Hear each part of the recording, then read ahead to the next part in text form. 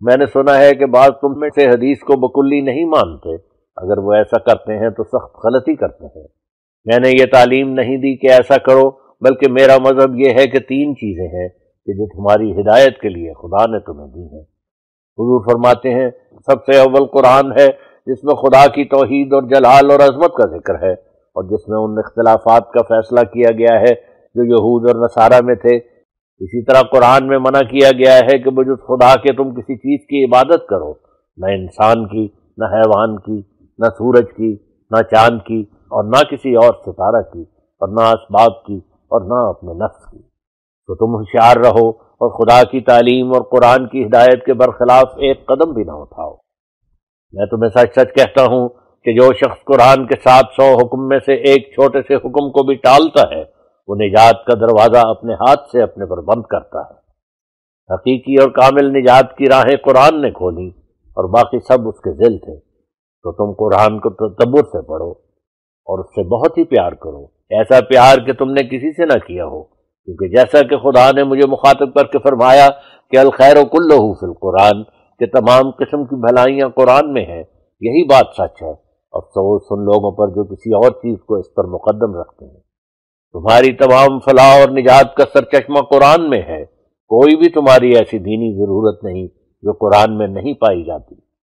تمہارے ایمان کا مصدق کے مکذب قیامت کے دن قرآن ہے، اور بجز قرآن کے آسمان کے نیچے اور کوئی کتاب نہیں جو بلا واسطہ قرآن تمہیں ہدایت دے سکے۔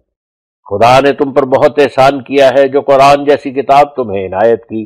میں تمہیں سچ سچ کہتا ہوں کہ وہ کتاب جو تم پر پڑھی گئی اگر عیسائیوں پر پڑھی جاتی تو وہ ہلاک نہ ہوتے، اور یہ نعمت اور ہدایت جو تمہیں دی گئی اگر بجائے توریت کے یہودیوں کو دی جاتی تو بعض فرقے ان کے قیامت سے منکر نہ ہوتے۔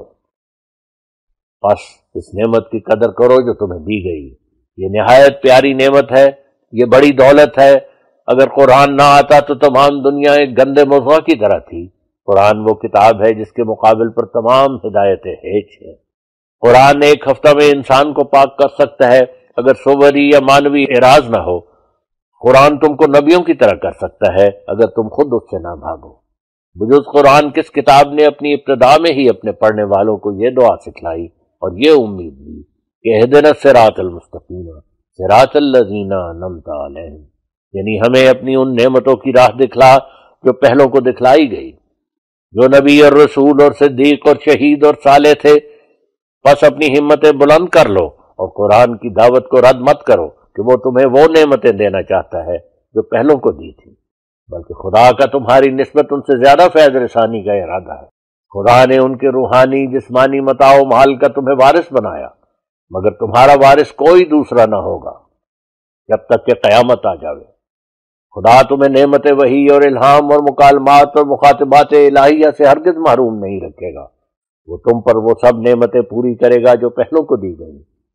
لیکن جو شخص گستاخی کی راہ سے خدا پر جھوٹ باندھے گا اور کہے گا کہ خدا کی وحی میرے پر نازل ہوئی حالانکہ نہیں نازل ہوئی، اور یا کہے گا کہ مجھے شرف مکالمات اور مخاطبات الہیہ کا نصیب ہوا حالانکہ نہیں نصیب ہوا، تو میں خدا اور اس کے ملائکہ کو گواہ رکھ کر کہتا ہوں کہ وہ ہلاک کیا جائے گا، کیونکہ اس نے اپنے خالق پر جھوٹ باندھا اور فریب کیا۔ دوسرا ذریعہ ہدایت کا جو مسلمانوں کو دیا گیا ہے سنت ہے، یعنی حضرت صلی اللہ علیہ وسلم کی عملی کارروائیاں جو آپ نے قرآن شریف کے احکام کی تشریح کے لیے کر کے دکھلائیں۔ مثلا قرآن شریف میں بظاہر نظر پنجگانہ نمازوں کی رکعات معلوم نہیں ہوتی کہ صبح کس قدر اور دوسرے وقتوں میں کس کس تعداد پر، لیکن سنت نے سب کچھ کھول دیا ہے۔ یہ دھوکہ نہ لگے کہ سنت اور حدیث ایک چیز ہے، کیونکہ حدیث تو 100-150 برس کے بعد جمع کی گئی، مگر سنت کا قرآن شریف کے ساتھ ہی وجود تھا۔ مسلمانوں پر قرآن شریف کے بعد بڑا احسان سنت کا ہے۔ خدا اور رسول کی ذمہ داری کا فرض صرف 2 امر تھے، اور وہ یہ کہ خدا نے قرآن کو نازل کر کے مخلوقات کو بذریعہ اپنے قول کے اپنے منشا سے اطلاع دی، یہ تو خدا کے قانون کا فرض تھا، اور رسول اللہ صلی اللہ علیہ وسلم کا یہ فرض تھا کہ خدا کی کلام کو عملی طور پر دکھلا کر بخوبی لوگوں کو سمجھا دیں۔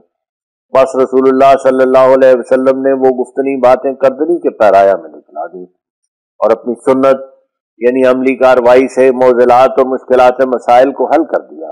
یہ کہنا بے جا ہے کہ یہ حل کرنا حدیث پر موقوف تھا، کیونکہ حدیث کے وجود سے پہلے اسلام زمین پر قائم ہو چکا تھا۔ حضور تحریر فرماتے ہیں، کیا جب تک حدیثیں جمع نہ ہوئی تھی لوگ نماز نہ پڑھتے تھے، یا زکوٰۃ نہ دیتے تھے، یا حج نہ کرتے تھے، یا حلال و حرام سے واقف نہ تھے؟ ہاں، تیسرا ذریعہ ہدایت کا حدیث ہے، کیونکہ بہت سے اسلام کے تاریخی اور اخلاقی اور فقہ کے امور کو حدیثیں کھول کر بیان کرتی ہیں۔ اور نیز بڑا فائدہ حدیث کا یہ ہے کہ وہ قرآن کی خادم اور سنت کی خادم ہے۔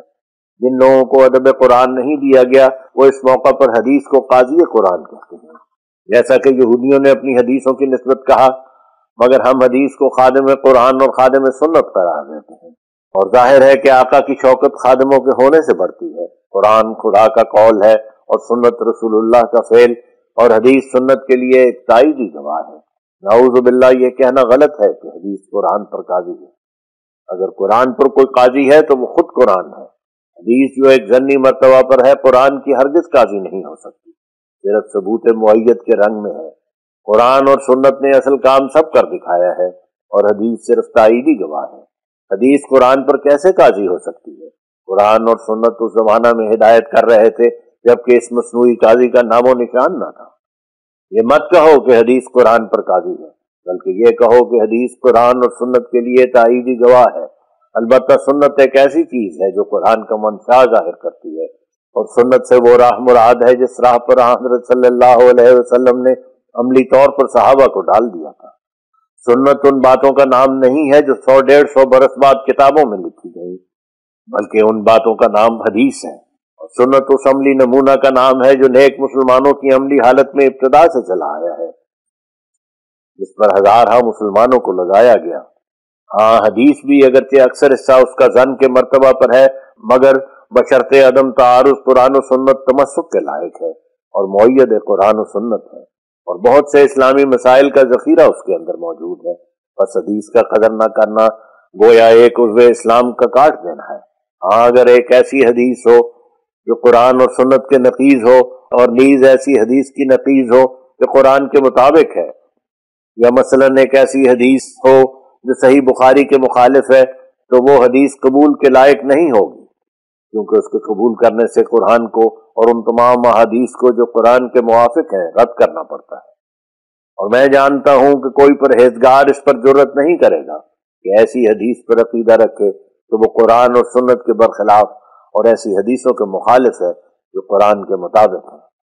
بہرحال احادیث کا قدر کرو اور ان سے فائدہ اٹھاؤ کہ وہ حضرت صلی اللہ علیہ وسلم کی طرف منسوب ہے، اور جب تک قرآن اور سنت ان کی تکذیب نہ کرے تم بھی ان کی تکذیب نہ کرو، بلکہ چاہیے کہ احادیث نبویہ پر ایسے کار بند ہو کہ کوئی حرکت نہ کرو اور نہ کوئی سکون اور نہ کوئی فعل کرو اور نہ ترک فعل، مگر اس کی تائید میں تمہارے پاس کوئی حدیث ہے۔ لیکن اگر کوئی ایسی حدیث ہو جو قرآن شریف کے بیان کردہ قصص سے صریح مخالف ہے تو اس کی تطبیق کے لیے فکر کرو، شاید وہ تعارض تمہاری ہی غلطی ہے، اور اگر کسی طرح وہ تعارض دور نہ ہو تو ایسی حدیث کو پھینک دو کہ وہ رسول اللہ صلی اللہ علیہ وسلم کی طرف سے نہیں ہے۔ اور اگر کوئی حدیث ضعیف ہے مگر قرآن سے مطابقت رکھتی ہے تو اس حدیث کو قبول کر لو، کیونکہ قرآن اس کا مصدق ہے۔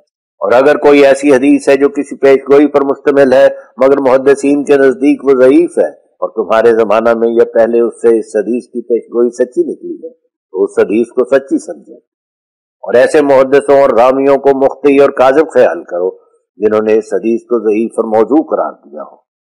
ایسی حدیثیں صدہاں ہیں جن میں پیش گوئیاں ہیں، اور اکثر ان میں سے محدثین کے نزدیک مجروح یا موضوع یا ضعیف ہیں۔ بس اگر کوئی حدیث ان میں سے پوری ہو جائے اور تم یہ کہہ کر ٹال دو کہ ہم اس کو نہیں مانتے کیونکہ یہ حدیث ضعیف ہے یا کوئی راوی اس کا متدین نہیں ہے، تو اس صورت میں تمہاری خود بے ایمانی ہوگی کہ ایسی حدیث کو رد کر دو جس کا سچا ہونا خدا نے ظاہر کر دیا۔ خیال کرو کہ اگر ایسی حدیث 1000 ہو اور محدثین کے نزدیک ضعیف ہو اور 1000 پیش گوئی اس کی سچی نکلے، تو کیا تم ان حدیثوں کو ضعیف قرار دے کر اسلام کے 1000 ثبوت کو ضائع کر دو گے؟ بس اس صورت میں تم اسلام کے دشمن ٹھہرو گے۔ اور اللہ تعالیٰ فرماتا ہے فَلَا يُظْهِرُ عَلَىٰ غَيْبِهِ أَحَدًا إِلَّا مَنِ ارْتَضَىٰ مِن رَّسُولٍ۔ بس سچی پیش گوئی بجز سچے رسول کے کس کی طرف منسوب ہو سکتی ہے؟ کیا ایسے موقع پر یہ کہنا مناسب حالت ایمانداری نہیں ہے کہ صحیح حدیث کو ضعیف کہنے میں کسی محدث نے غلطی کھائی؟ اور یا یہ کہنا مناسب ہے کہ جھوٹی حدیث کو سچی کر کے خدا نے غلطی کھائی، اور اگر ایک حدیث ضعیف درجہ کی بھی ہو بشرطے کہ وہ قرآن اور سنت اور ایسی حدیث کے مخالف نہیں جو قرآن کے موافق ہیں، تو اس حدیث پر عمل کرو، لیکن بڑی احتیاط سے حدیثوں پر عمل کرنا چاہیے، کیونکہ بہت سی احادیث موضوع بھی ہیں جنہوں نے اسلام میں فتنہ ڈالا ہے۔ ہر ایک فرقہ اپنے عقیدہ کے موافق حدیث رکھتا ہے، یہاں تک کہ نماز جیسے یقینی اور متواتر فریضہ کو احادیث کے تفرقہ نے مختلف صورتوں میں کر دیا ہے۔ کوئی آمین بالجہر کرتا ہے، کوئی پوشیدہ، کوئی خلف امام فاتحہ پڑھتا ہے، کوئی اس پڑھنے کو مفسد نماز جانتا ہے، کوئی سینہ پر ہاتھ باندھتا ہے، کوئی ناف پر۔ اصل وجہ اس اختلاف کی احادیث ہی ہیں، کل حزب بما لدیہم فرحون۔